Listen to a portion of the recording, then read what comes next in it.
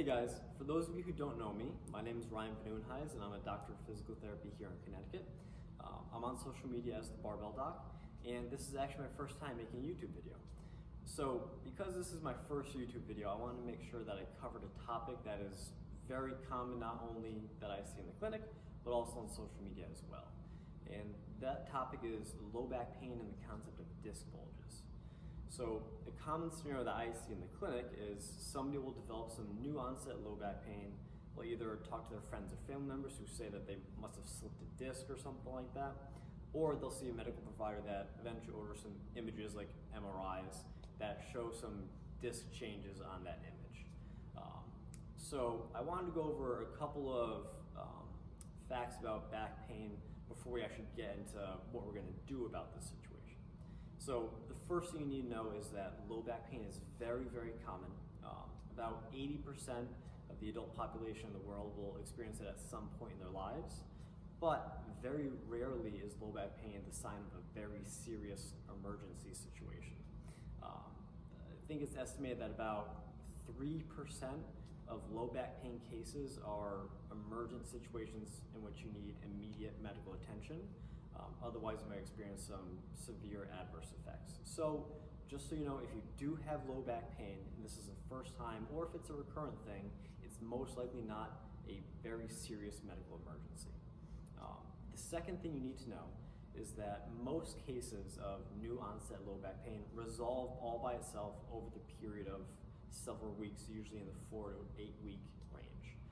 So if you do have some new onset back pain, try not to worry too much about it. It'll most likely get better over time, and it's most likely not indicative of anything too serious going on. Now, when people talk about disc injuries, everybody says that they must have slipped a disc, and this couldn't be further from the truth. Those discs are anchored in between the adjacent vertebrae by tons of very strong ligaments, and they do not move anywhere. So if somebody says you've slipped a disc, that is not true at all. Next is the fact that most disc injuries also heal by themselves over time. There have been several studies done that looked at how many of these disc injuries heal by themselves without any medical intervention, and it's upwards of 66 to 70% of all disc injuries. Interestingly enough, the more severe the disc injury is, the bigger the disc bulge or disc herniation, the more likely it is just to heal by itself over time without any intervention. And the last thing is, just because you have a diagnosed disc injury on an MRI, it doesn't mean it's necessarily causing your pain. They've found that changes in discs happen pretty much just as frequently in the pain-free population as they do in people who do have low back pain. So because they are just as prevalent in those populations, it's very hard to say for certain that just because you have a disc injury on MRI, that's causing your pain or will likely lead to you having pain in the future. So just because you have those disc changes doesn't mean you're always going to have back pain, and it actually may not even be associated with the pain that you're experiencing at this point. Low back pain is a very complex topic. It's very multifactorial, and many things go into it besides just what you see on an image. Things like exercise, your activity level, physical and mental stressors, how much you like or dislike your job. All of those things kind of paint this big picture that can go into you experiencing back pain. So it's not just you have a disc injury and therefore you will have back pain. There are many, many factors involved. Now, for most people who are diagnosed with this type of injury in the back, a disc bulge or a disc herniation, those types of people will often have pain that's significantly worse with sitting and bending forwards, and often those people will have pain down the leg as well.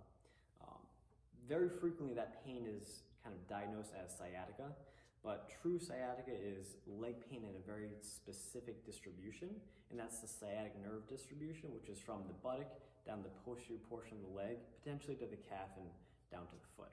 If you have pain in the front of your leg or on the side of your leg, that's not true sciatica, even though it is still the same type of pain. It's just affecting different nerve roots. So again, people have pain that's usually worse with sitting and bending forwards. Often it will go down the leg, and their pain is usually better with standing and bending backwards. So the next thing that we're gonna do is just go over 3 quick exercises that you can do to start getting rid of this pain and start kind of calming everything back down, okay? All right, guys, so this is just the first exercise that you're gonna try out. This is called prone on elbows. It's just an extension-based exercise, and its whole goal is to basically get you back into a little bit of extension, which is the position or movement that most of these people with this type of pain kind of find some relief with. So all you're gonna do is go on your stomach, prop yourself up on your forearms, and you can do one of 2 things. You can either stay here for a prolonged period of time, like 3 to 5 minutes, or you can stay up for 30 seconds and then go back down flat for 30 seconds and repeat that for several sets. What you should notice is that if you are having leg pain, the pain should ideally start to be coming up out of the leg and centralizing towards the back. If that happens, that's a process called centralization, and it means that you're kind of doing what you need to do to get this back under control. So we want to see movement of the pain up out of the leg or a reduction of the pain in general. So that's the first step. The next step is just a press up. It's a little bit of a progression on the prone on elbows. All you do, put your hands underneath your shoulders, press up, trying to keep your hips on the floor, and then back down. Initially, you may not be able to go all the way up. That might be a little bit too sensitive for you. So if that's the case, all you have to do is go up until you feel mild to moderate discomfort, pause for a second, and then back down. As you continue to do more reps, what you should find is that you can go a little bit higher each time, and the pain starts to get a little bit less and less. Now, the third exercise is the little progression of press-ups. This is called extension standing, and it's a little bit of a progression because now you're going to be in a weight-bearing position with gravity acting through the spine as you're moving into extension. All you have to do, put your hands on your hips, and then you're going to arch back from your lower back, and then come back upright again. I don't want you just to push your hips forward. I actually want you to try to bend backwards. Again, we're going to have you do a couple sets of 10, and that's the third exercise for this type of back pain. All you have to do is perform a couple sets of these exercises periodically throughout the day, and that should start alleviating some of this pain that you're having. Now, if you find that these exercises cause pain to go further down your leg, or they significantly increase your pain in general, these exercises may not be appropriate for you to do, and you should probably hold off on them until you get further evaluated by a medical professional.